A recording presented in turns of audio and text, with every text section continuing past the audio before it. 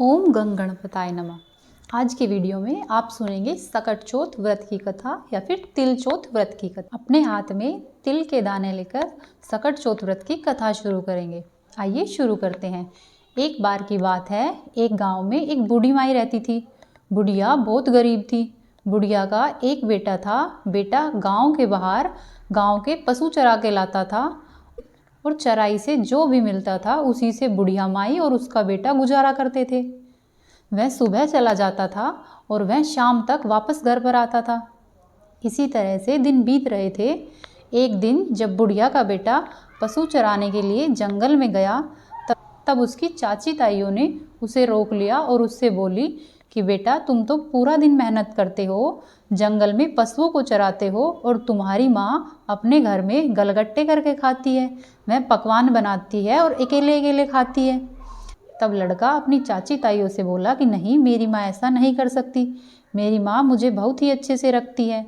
तब उसकी चाची ताई बोली कि यदि तुम्हें यकीन नहीं आ रहा है तो आज तुम अपने घर पर पहले चले जाओ। लड़के ने सोचा चलो ठीक है, एक बार देखने में क्या बुराई है।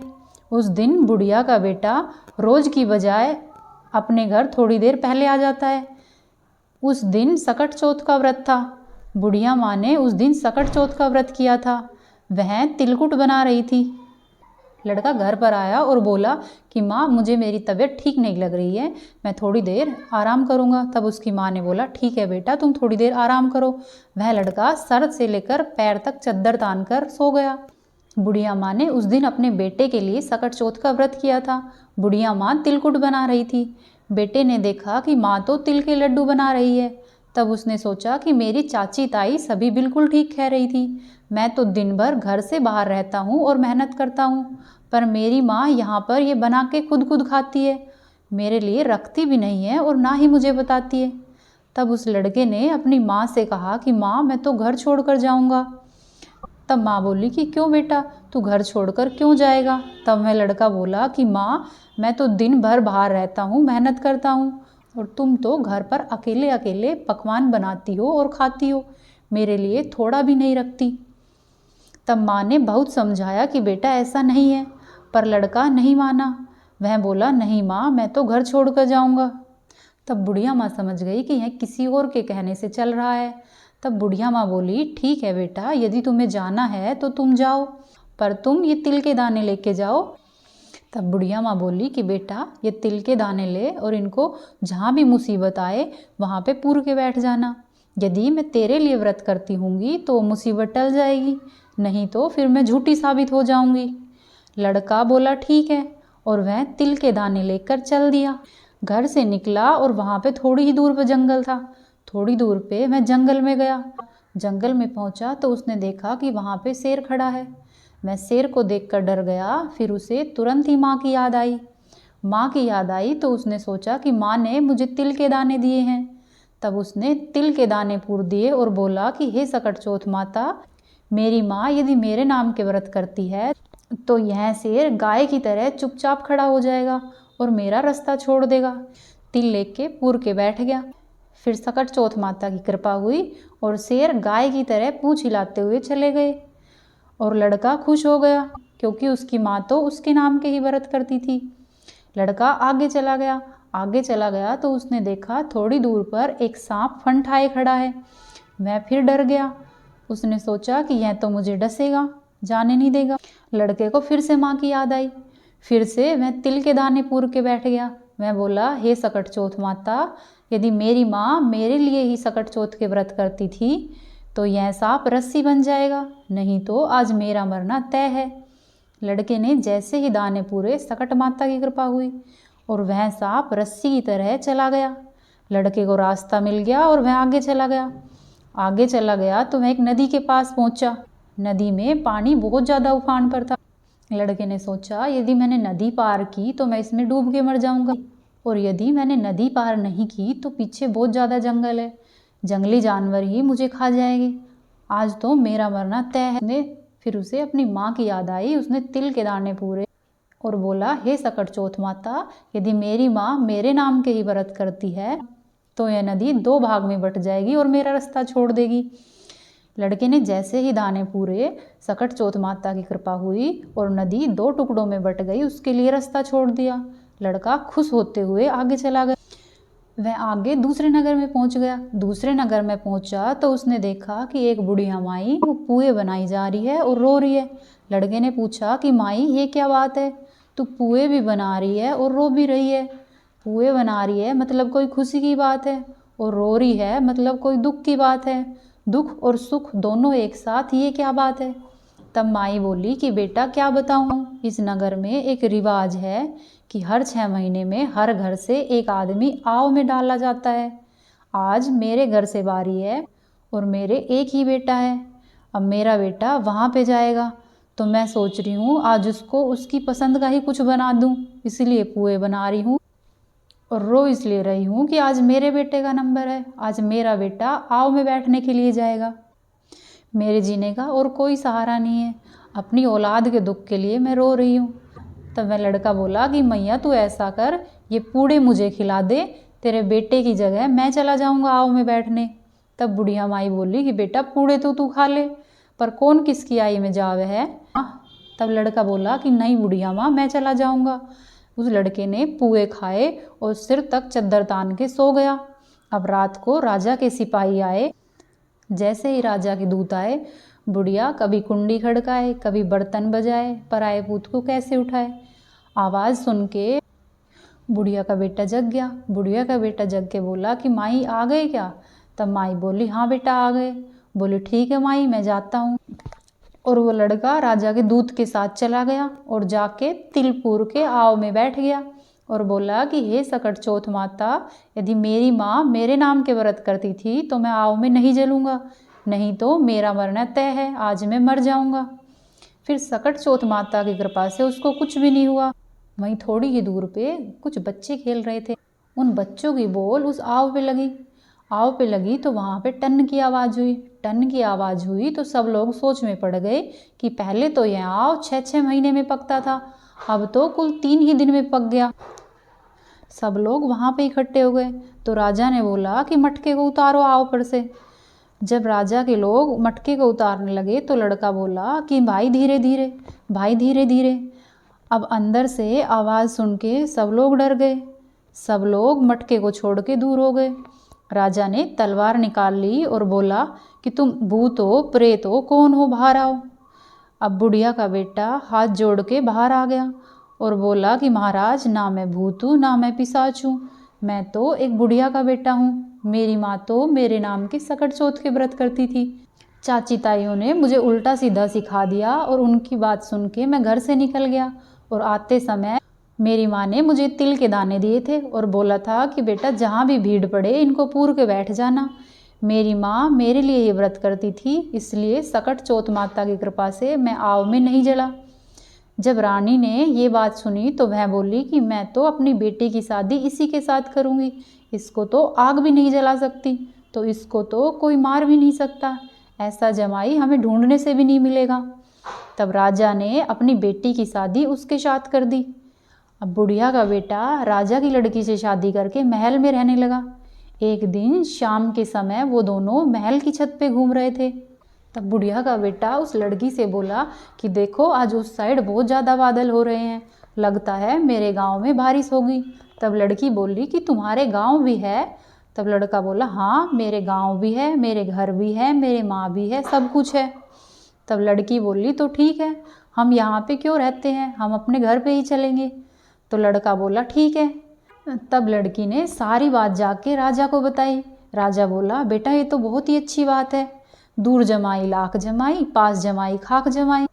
तब राजा ने बहुत सा धन इत्यादि देकर अपनी बेटी को विदा किया। राजा की बेटी और बुढ़िया का लड़का दोनों अपने घर के लिए चल। तब बुढ़िया का बेटा अपने गांव के पास आ गया तो उसने सिपाहियों को आगे भेजा कि जाके मेरी माँ को बता दो कि उसका बेटा आया है। सिपाही जैसे ही वहाँ पे गए तो उन्होंने देखा कि उसकी माँ तो बेटे के गम में रो रो के अंधी हो गई। तब वे सिपाही अंधी माँ के पास जाके बोले कि माँ जी आपका बेटा बहू आए हैं। तब माँ जी बोली कि बेटा देवरानी जेठानी गांव के सब तो मुझे बोली मारते ही हैं, तुम भी क्यों मारो। मेरा बेटा तो पता नहीं जिंदा भी है या नहीं है, पता नहीं किस हाल में है, उसे तो यहाँ से गए हुए बहुत टाइम हो गया। तब सिपाही बोले कि माँ जी, हम कोई मजाक नहीं कर रहे, आपका ही बेटा आया है, आके देख लो। अब सारा गांव इकट्ठा हो गया। बुढ़िया माई ने लोहे की आंगी पहन ली। तो बुढ़िया माई हाथ जोड़ के बोली, हे सकटचोथ माता, यदि ये मेरा बेटा हुआ तो दूध की धार सीधे इसके मुंह पे लगेगी। और वैसा ही हुआ, दूध की धार सीधी लड़के के मुंह पे लगी। उसका पूरा मुंह भीग गया और पूरे गांव में खबर हो गई, बुढ़िया का बेटा आया, बुढ़िया का बेटा आया। और सकटचोथ माता की कृपा से बुढ़िया को दिखाई देने लग गया। बुढ़िया माई ने जाके अपने बेटे को गले से लगा लिया। बुढ़िया का बेटा पैरों में गिर पड़ा और बोला कि माँ, मेरे से गलती हो गई। मैं बोला कि माँ, मैं चाची ताई के सिखावे में आ गया था, मुझे माफ़ कर दे, तू तो मेरे नाम के ही सकटचोथ के व्रत करती थी। बुढ़िया माई भी अपने बेटे से कितने दिन नाराज रहती, उसने भी उनको माफ़ कर दिया और अपने बेटे बहू को घर में ले आई। बुढ़िया माई अपने घर पे अपने बेटे बहू को ले आई और सुखपूर्वक रहने लगी। राजा ने पूरे नगर में डिंडोरा पिटवा दिया। सभी माएँ अपनी औलाद के अच्छे भविष्य, लंबी उम्र एवं खुशहाल जीवन के लिए सकटचोथ के व्रत जरूर करेगी।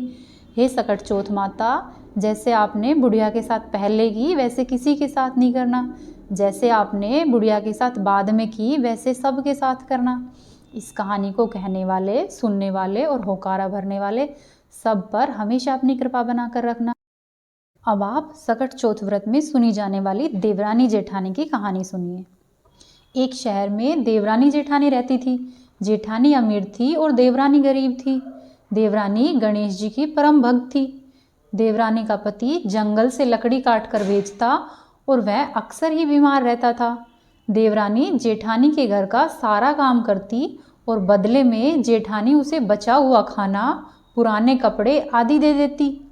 इसी से देवरानी के परिवार का गुजारा हो रहा था। माघ के महीने में देवरानी ने तिल चौथ का व्रत किया। व्रत के लिए उसने तिल व गुड़ लाकर तिलकुटा बनाया। पूजा करके तिल चौथ की कथा सुनी और तिलकुटा छीके में रख दिया और सोचा कि जब चांद उगेगा तो पहले तिलकुटा और उसके बाद ही कुछ खाऊंगी। कथा सुनकर मैं जेठानी के घर पर गई। खाना बनाकर जेठानी के बच्चों से खाना खाने को कहा तो बच्चे बोले कि माँ ने व्रत किया है और माँ भूखी है, जब माँ खाना खाएगी हम भी तभी खाएंगे। जेठ जी को खाना खाने के लिए कहा तो जेठ जी बोले कि मैं अकेला नहीं खाऊंगा, जब चांद निकलेगा तब सब खाएंगे, मैं भी तभी खाऊंगा। जेठानी ने उसे कहा कि आज तो किसी ने भी अभी तक खाना नहीं खाया है, तो तुम्हें खाना कैसे दूं? तुम सुबह सवेरे ही बचा हुआ खाना ले जाना, अभी कुछ नहीं मिलेगा। देवरानी के घर पर पति बच्चे सभी आस लगाए हुए बैठे थे कि आज तो त्योहार है, इसलिए कुछ पकवान आदि मिलेंगे। परंतु जब बच्चों को पता चला कि आज तो रोटी भी नहीं मिलेगी तो बच्चे रोने लग गए। तो उसके पति को भी बहुत गुस्सा आया और कहने लगा कि सारा दिन काम करके भी 2 रोटी नहीं ला सकती तो काम क्यों करती हो? पति ने गुस्से में आकर कपड़े धोने के धोवन से अपनी पत्नी को मारा। धोवन हाथ से छूट गया तो पाटे से मारा। देवरानी बेचारी गणेश जी को याद करती हुई रोते पीते पानी पीकर सो गई। उस दिन गणेश जी देवरानी के सपने में आए और कहने लगे कि धोवन मारी, पाटे मारी, सो रही है या जाग रही है? वह बोली कि गणेश जी कुछ सो रही हूँ, कुछ जाग रही हूँ। गणेश जी बोले मुझे भूख लगी है, कुछ खाने को दे दे। देवरानी बोली कि मैं क्या दूँ, मेरे घर में तो अन्न का एक दाना भी नहीं है। जेठानी बचा कुचा खाना देती थी, आज वह भी नहीं मिला। पूजा का बचा हुआ तिलकुटा छीके में पड़ा है, वहीं खा लो। गणेश जी ने उसका तिलकुटा खाया और तिलकुटा खाने के बाद गणेश जी बोले कि धोवन मारी, पाटे मारी, निमटाई लगी है, कहाँ निमटू? वह बोली कि यह पूरा घर पड़ा है, जहाँ आपकी इच्छा हो वहीं पे निमट लो। फिर गणेश जी बच्चे की तरह बोले कि अब कहाँ पूछूं? नींद में मगन देवरानी को बहुत ही गुस्सा आया कि कब से तंग कर रहे हो। बोली कि मेरे सर पे पोंछ लो। और कहाँ पोंछोगे? सुबह जब देवरानी उठी तो यह देखकर हैरान रह गई कि पूरा ही घर हीरे मोती से जगमगा रहा है। सिर पर जहाँ विनायक जी पोंछ के गए थे वहाँ हीरे के टीके व बिंदी जगमगा रहे हैं। उस दिन देवरानी जेठानी के यहाँ पर काम करने नहीं गई। बड़ी देर तक बाट देखने के बाद जेठानी ने बच्चों को देवरानी को बुलाने भेजा। जेठानी ने सोचा कि कल खाना नहीं दिया था, शायद इसलिए देवरानी बुरा मान गई है। बच्चे बुलाने आए और बोले कि चाची चलो, माँ ने बुलाया है, सारा काम पड़ा है, काम कर दो। देवरानी ने जवाब दिया कि अब मुझे उसकी ज़रूरत नहीं है, मेरे घर में सब कुछ भरपूर है। गणेश जी के आशीर्वाद से मेरे पास सब कुछ हो गया।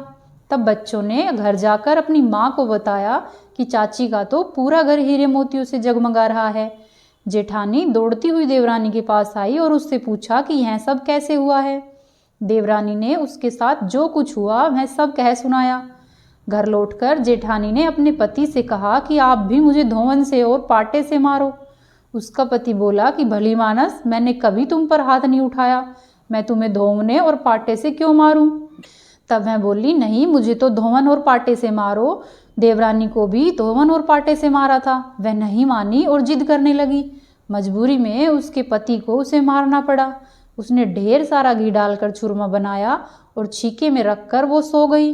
रात को चौथ विनायक जी सपने में आए और कहने लगे कि भूख लगी है, मैं क्या खाऊं? जेठानी ने कहा कि हे गणेश जी महाराज, मेरी देवरानी के यहाँ तो आपने सूखा तिलकुटा खाया था। मैंने तो झरते घी का चूरमा बनाकर आपके लिए छीके में रखा है।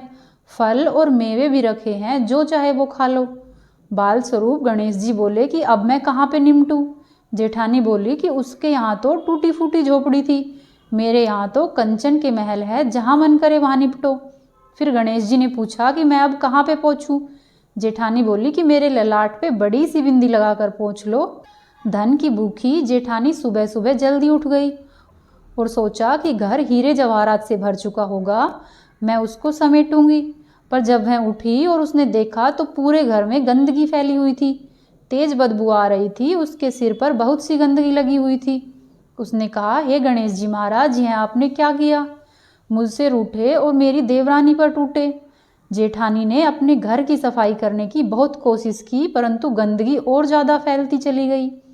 जेठानी के पति को मालूम चला तो वह भी बहुत गुस्सा हुआ और बोला कि तेरे पास इतना सब कुछ था, फिर भी तेरा मन नहीं भरा। परेशान होकर चौथ के गणेश जी से मदद की विनती करने लगी। तब गणेश जी ने कहा, देवरानी से जलन के कारण तूने जो किया था यह उसी का फल है। अब तू अपने धन में से आधा उसे देगी, तभी यह सब कुछ साफ होगा।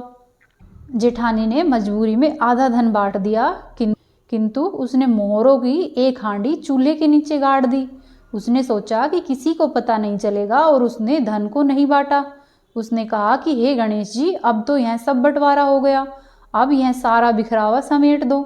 तब गणेश जी बोले कि पहले चूल्हे के नीचे गड़ी हुई मोहरों की हांडी निकालो और उसमें से सुई के भी 2 हिस्से कर कर रख। इस प्रकार गजानन ने अपने बाल स्वरूप में आकर सुई जैसी छोटी से छोटी चीज का भी बंटवारा किया और फिर गणेश जी ने अपनी माया समेटी। हे गणेश जी महाराज, जैसी आपने देवरानी पर कृपा की है वैसी ही सब पर करना।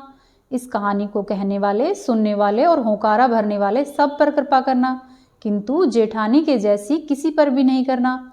बोलो गणेश जी महाराज की जय, बोलो चौथ माता की जय।